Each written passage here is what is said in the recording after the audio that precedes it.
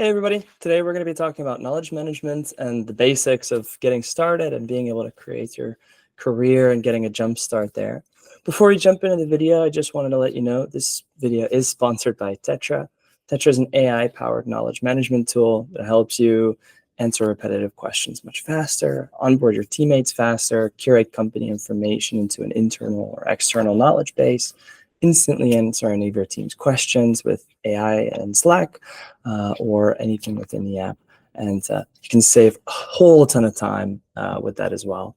But with that, we'll get into it and hope you enjoy.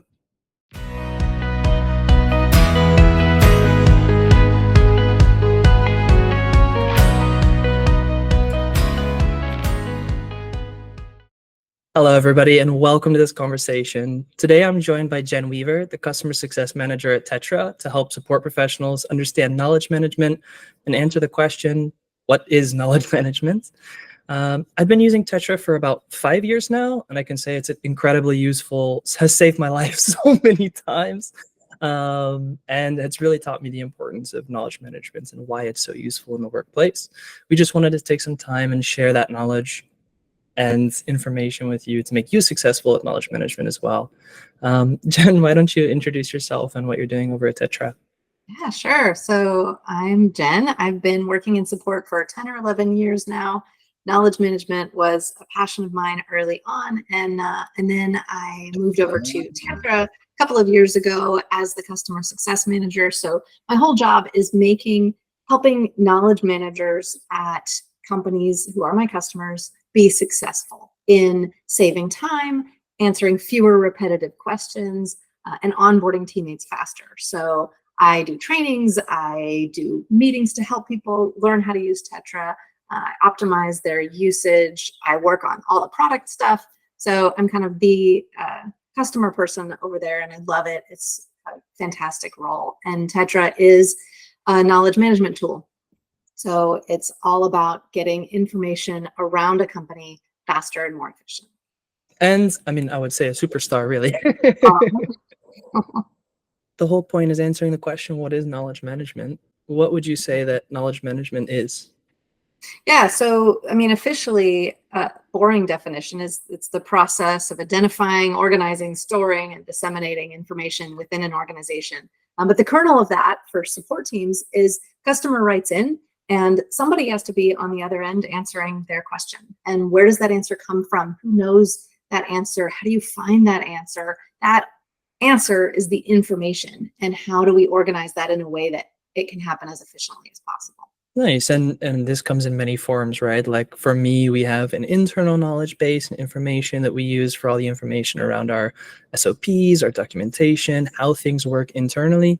We have it externally facing in terms of our customer knowledge base, where our members and customers can get support directly and immediately, self-service for themselves, as well as even for our employees outside of SOPs or documentation of employee handbook, onboarding, what you mentioned about being faster onboarding. Where does all that information lie? Would you say that there's a difference between these types of documentation, external or internal or anything like that? Yeah, for sure. So I work with a lot of companies who have their employee handbook in a PDF file, for example. And that can be really difficult. So I've got a PDF, I share it with Jane, right, who needs to onboard to the team, but then I update the PDF, but Jane still has the old one, right? So that can get really difficult. So the format that your knowledge is in makes a big difference. But two, there's a huge difference between your internal knowledge base, what you share only within the company, and your external, what you share with customers. Just because, for example, you wouldn't want to say, oh, well, we always give a 50% discount to customers who write in and ask about X, because then everyone would write in about that, right? So there's this distinction between those two types. And then there are tools like Tettra, which make that, both of those, a lot easier to manage. Nice. And yeah, I definitely would say that internal docs is very, very different. What kind of documentation do you find that you use all the time? Oh, gosh. Well, I use Tettra all the time, but I'm typical. So a lot of times support people will answer the same questions repetitively. So I have questions that I can just answer. I don't need to look it up. But then there are things that, especially for me, particular numbers. Is it 50%? Is it 60%? Or like, is this $6 or is this $8? Those kinds of things that I really want to be precise and not over promise or under promise to a customer. I want to make sure I deliver that information. That's where I tend to lean on my knowledge base more. But then too, I was in searching answers to things every day when I was new in my role, because I didn't have that knowledge in my head yet. So it's when you're new, and then particular information. That's, for me, that's what I'm always searching. So when you're new, you're really pushing the boundaries. Is that answer really there? Does it actually work? Is that information up to date? Who do you think would be responsible for updating and making sure that information is correct? Good question. I mean, some companies, unfortunately, I've worked or I've consulted places where the official knowledge base exists, but unofficially team members are telling me, oh, well, that's not actually how we do it. We do it this way because we talked about it in this meeting, right? And so in a lot of companies, that isn't a role. There isn't somebody who has that responsibility. And we'll talk about that a little bit later in terms of often that falls on a support person to step up and say, wait a minute, we talked about this in a meeting. I'm going to update this in the docs so we don't have to have this inaccuracy continuing. And I mean, I know we've talked about KCS before. That's an element of knowledge management that that keeps that loop going. So I think in a lot of places, it's no one. And in a lot of companies, it's a support person who rises up to that challenge and then maybe gets that role of support person and knowledge manager. In other companies, small companies, startups, it's basically everyone who pitches in and keeps that knowledge together. Yeah, I can definitely say that I've experienced both, being one dedicated knowledge manager as part of the role, but also everyone being a part of that process to really make sure that it's up to date, or flagging errors, or making those changes and edits as they come up, in a sense. What did you say? What would you say is a good? What would you say that a good knowledge base does for you? I think it saves you time.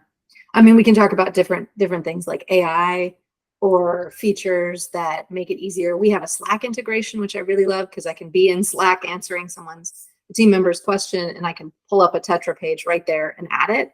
That's great. We also have an AI integration where I don't even have to tap someone on the shoulder. I could just ask the AI bot and it will look over all of our information. But I think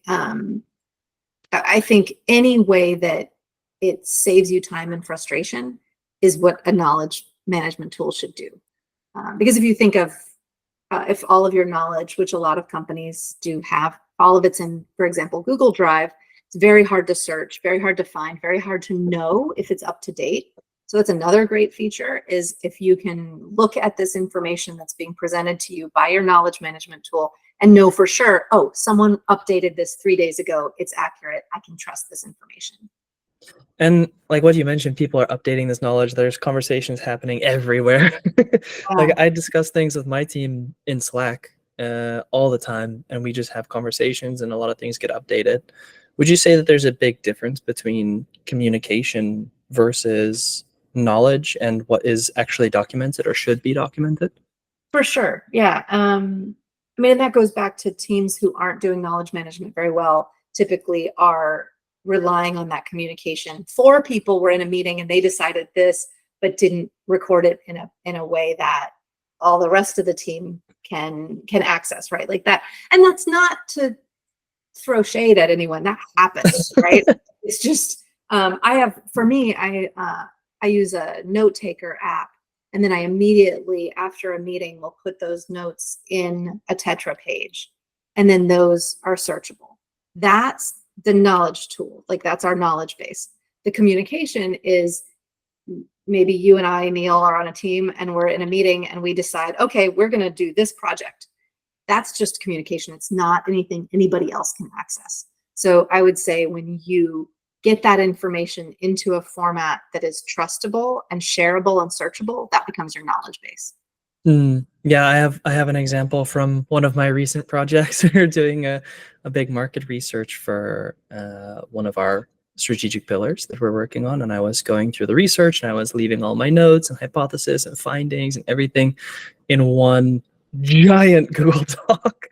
And I shared that information a bit too much, I would say, because people had to then go through my thought process rather than reading that distilled information of what really is the most important to them versus the outcomes of it.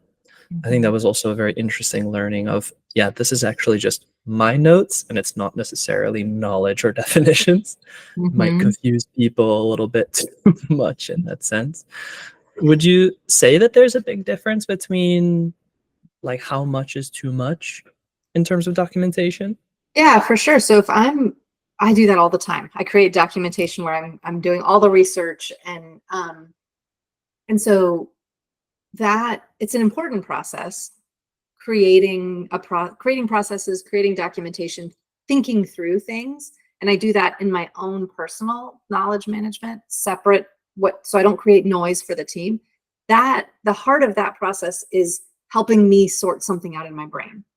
But what I want when I'm sharing with my team is to think about the audience. So I, instead of starting out with, here's the beginning, and this is what I did, and this is the research I did, I'll start out with essentially a TLDR. Like, this is what you need to know. And then you can enter this information and make it a lot more concise. And I use in Tetra, I use templates for that a lot. So for example, I have a Tetra template for customer meetings, which then has some sections that I fill out for each one. So my team has this standard format that they can look at anytime I take notes on a meeting, and it's the same every time, right? So I'm thinking about how to make it easy for my audience when I'm creating knowledge in my knowledge management in my base. But I'm thinking about my own process when I'm doing it privately. Gotcha. So really, really taking into consideration the audience, making sure that you're documenting for is can understand it and what it means to them. I think that one of the big differences is also the language when it comes to like customer facing documentation versus internal documentation, like I mentioned before, because customer language might be very different from what's internal in that sense, and you need to know your audience that you're writing for. Mhm. Would you say saving time is obviously the most like hands down biggest thing that knowledge management could possibly do for you across the board for onboarding, resources for new hires, your own personal time as well? Do you have any tips or tricks for people who are just getting started in knowledge management or kind of starting this process or reorganizing themselves?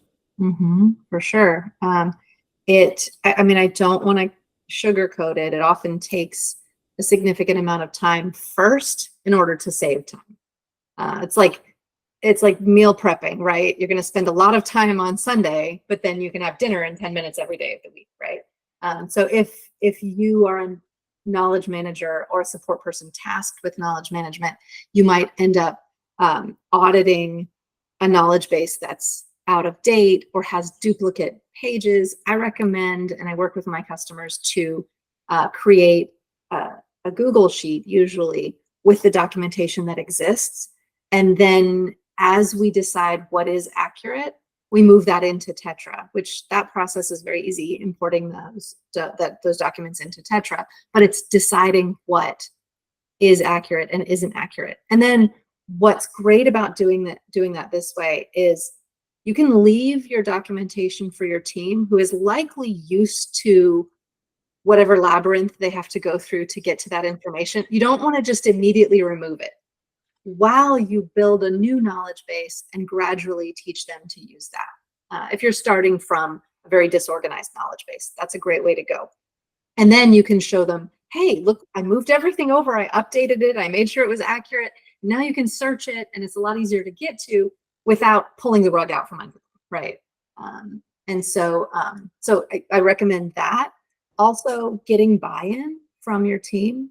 So I do a lot of, I've got a customer, for example, who has one person who's really passionate about knowledge management, really gets it. And then I'll do trainings for the team and see the rest of them have an aha moment of, oh, this could make our lives so much easier. You want to have that before you ask them to change their workflows, because everybody at we're trying to do a good job, but we also think, what's in it for me, right? Like, why am I doing this? Why am I making this change? So knowing your team and helping them get on board with it first before you make that switch is really helpful.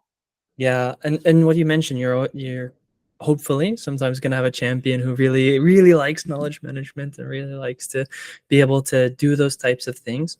For those people who are interested in moving forward with knowledge management as a dedicated role or as a career or something like that, um, there's a stat from McKinsey, which is that the average knowledge worker spends about 20% of their time searching for internal knowledge or tracking information down or helping people with specific tasks. How can knowledge workers or people who are doing this start to kind of prove that ROI so that they can take that next step or look at that as a career? Yeah, that's a great question. I think taking that stat is helpful. Also, asking a team to audit a week of their work can be really helpful to prove that that's what's happening.